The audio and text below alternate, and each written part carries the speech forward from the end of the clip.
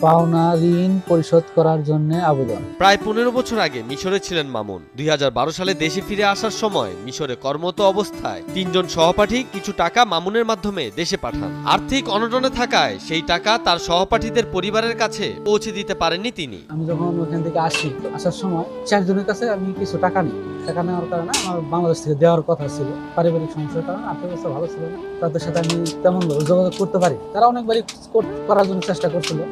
আমার যেটা নাম্বার ছিল, নাম্বারটা আমি লাস্ট পর্যায়ে এক পর্যায়ে বন্ধ করে রাখি। মিশরে মামুন গার্মেন্টস সুপারভাইজার হিসেবে কাজ করতেন। দেশে ফেরত আসবেন বলে সহপাঠীরা তাকে টাকা দেন পরিবারের কাছে দেওয়ার জন্য। ও বাংলাদেশে টাকা পাঠাবে, তার মাঝখানে আমি আবার টাকা পাঠাইতাম। ও হুন্ডির মাধ্যমে পাঠাইতাম, আমার বাংলাদেশ থেকে টাকা দিয়ে দিত। সেই সুবাদে টাকাটা নাও যে ভাই আমার টাকাটা বেতন পাইছি, তাহলে আমার কিছু টাকা বাংলাদেশ থেকে দিয়ে দিন, আপনি এখানে খরচ করেন। দেশের কোনো এক ব্যক্তির কাছে মামুন টাকা পেত, সেই সুবাদে তিনি টাকা নেন। 1,30,000 টাকার মতো পাইতাম। সে দিবে বিদেই আমি ওই টাকাগুলো দিয়েছিলাম। মামুন টাকা ফেরত দিতে চেয়েছিল 2014 সালে, তবে কোনোভাবেই তিনি কারোর সাথে যোগাযোগ করতে পারেনি। তার অন্য সহপাঠীরাও ঠিকানা দিতে ব্যর্থ হন। 12 সাল থেকে দেওয়ার ইচ্ছা, কিন্তু তখন আমার আর্থিক অবস্থা ভালো ছিল না। এখন আল্লাহ পাক 2014 সাল থেকে আমার আর্থিক অবস্থা অন্যরকম আসতেছে, উন্নতর দিক। আমি ধীরে ধীরে কিছু টাকা রাইখা আমি ওই 80,000 টাকা পূরণ করে রাখছি। মিশরে থাকা অবস্থায় মামুন দেখতে যেমন ছিলেন, সেই ছবি দেখিয়েই তিনি তার সহপাঠীদের খুঁজে পেতে চান। আমার যেটা বর্তমানে হয়তো ওরা পৃষ্ঠা চিনবে না, আমার ওই মিশরে থাকা অবস্থায় যে ছবিটা আছে, ওই ছবিটা দেখলে হয়তো চিনবে। সেটা আমার মোবাইলেই আমি ছবিটা উঠাই রাখছিলাম। 4 জনের থেকে টাকা নিয়েছিলেন মামুন। এই 4 জন বলতে পারবেন তিনি মিশরে কি কাজ করতেন।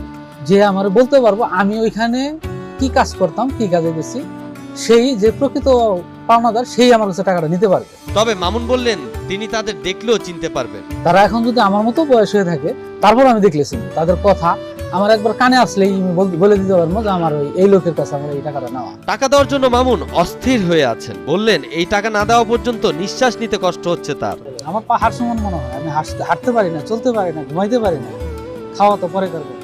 মামুনের একটি ইচ্ছা, তাদের টাকা ফেরত দেওয়া। যদি তারা বেঁচে না থাকেন তাহলে তিনি তাদের পরিবারের কাছে দ্বিগুণ টাকা দিতেও রাজি আছেন।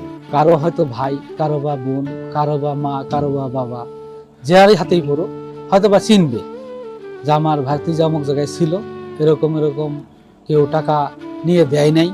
সেই দিক থেকে তারা যদি বলতে পারে যে হ্যাঁ আমার ভাতিজা গেছিল, এত টাকা দেয়নি, সে দুনিয়াতে নাই বা থাকে না, বা যে কোনো একটা জিনিস হোক, আমি চেষ্টা করবো তার বাড়িতে পৌঁছায় দেওয়ার। রাজধানী গাবতলী উত্তরবঙ্গের রাস্তায় হানিফ পরিবহনের চালক মামুন। পরকালের ভয়েই কেবল তিনি টাকা ফেরত দিতে চাচ্ছেন।